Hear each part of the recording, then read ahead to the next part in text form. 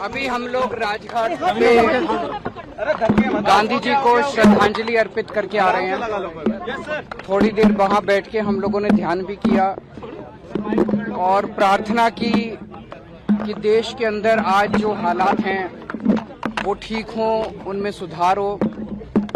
देश की तरक्की के लिए, सुख शांति के लिए प्रार्थना की। अभी हमने देखा कुछ दिन पहले मनीष सिसोदिया जी के खिलाफ इन लोगों ने एक बिल्कुल झूठी और फर्जी एफआईआर दायर की। उसके आधार पे इन्होंने मनीष सिसोदिया जी के घर पे रेड मारी।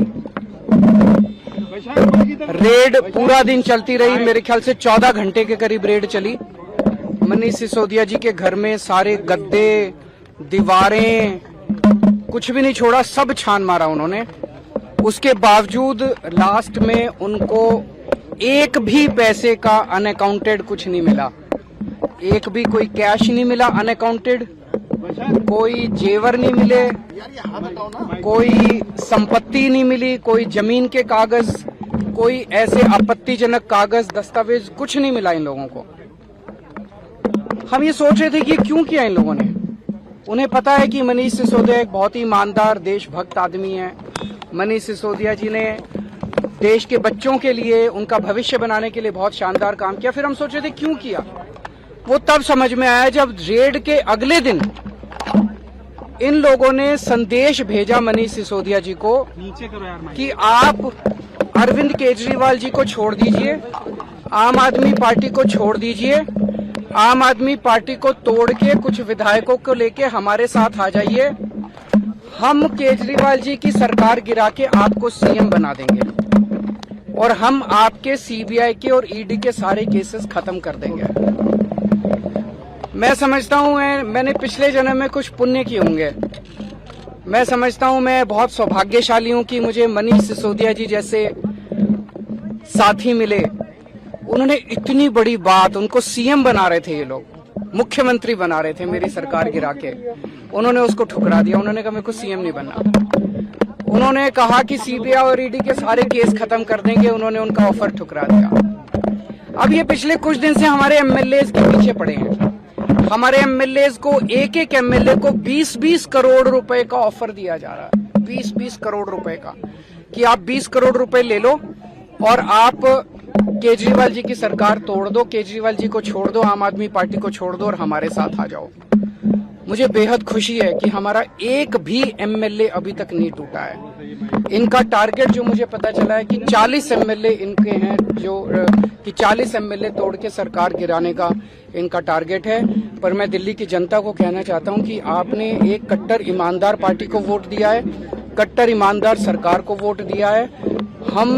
मैं, मेरे एमएलए, मेरे मंत्री, हम कट जाएंगे, देश के साथ दगा नहीं करेंगे, जनता के साथ हम दगा नहीं करेंगे। हमने प्रार्थना यही की कि जो ये माहौल चल रहा है देश के अंदर, एक के बाद एक सरकार गिराने का, महाराष्ट्र की सरकार गिरा दी इन्होंने, कर्नाटक की सरकार गिरा दी इन्होंने, मध्य प्रदेश की सरकार गिरा दी इन्होंने, गोवा की सरकार गिरा दी इन्होंने, झारखंड की सरकार गिराने जा रहे हैं, बिहार के अंदर हम देख रहे हैं क्या किया इन्होंने, अब दिल्ली की सरकार। ये अच्छा थोड़ी है।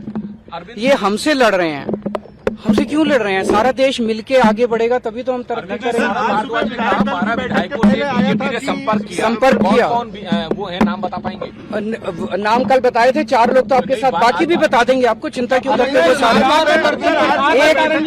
एक मिनट, एक और चीज क्लियर कर दूं। ये कह रहे हैं घोटाला हुआ, घोटाला हुआ, घोटाला हुआ, शराब घोटाला हुआ।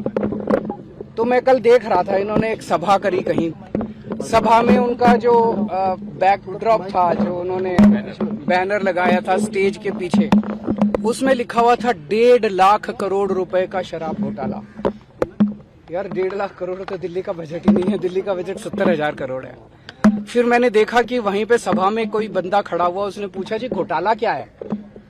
तो सारे एक दूसरे की तरफ देख रहे थे, घोटाला क्या है। फिर मैंने देखा इनका एक बड़ा नेता एक टीवी के डिबेट में कह रहा था 8,000 करोड़ का घोटाला। फिर हमारे वाले ने पूछा उससे डिबेट में कि घोटाला क्या है, तो वो कागज देखने लगा कि घोटाला क्या है। पहले कह रहे थे 1.5 लाख करोड़ का, फिर बोले 8,000 करोड़ का। फिर मैंने देखा इनके 2 नेताओं ने प्रेस कॉन्फ्रेंस करी उसमें बोले 1100 करोड़ का घोटाला, और घोटाला क्या घोटाला पता नहीं।